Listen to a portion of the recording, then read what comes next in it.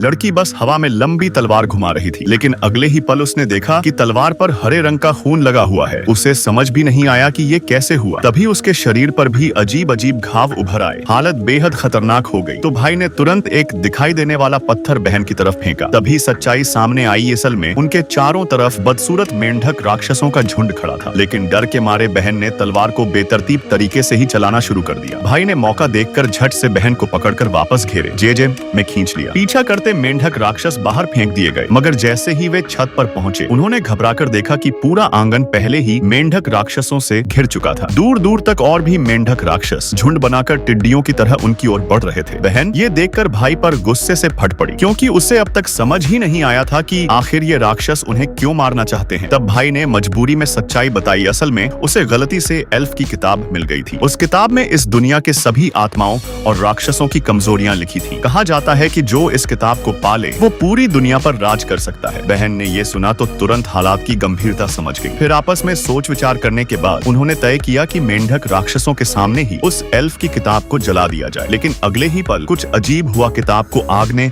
बिल्कुल भी नहीं जलाया, मानो उस पर पहले से ही कोई रक्षात्मक जादू लगा हो। बेबस होकर भाई बहन फिर से घर के अंदर लौट आए, लेकिन वे जानते थे कि वो हमेशा इस घेरे में छिपकर नहीं रह सकते। उसी समय अचानक एक जंगली सूअर राक्षस प्रकट हुआ और उसने उन्हें एक बेहद बुरी खबर दी। असल में उसने हाल ही में चोरी छिपे सुना था कि मेंढक राक्षसों का मालिक पहले ही जान चुका है कि इस घर के रक्षात्मक घेरे को कैसे तोड़ा जा सकता है, और वो आज रात पूर्णिमा की रात यहाँ धावा बोलने वाला था। इतना कहने के बाद सूअर राक्षस ने बिना कुछ सोचे कुछ थूक बाहर निकाल दिया।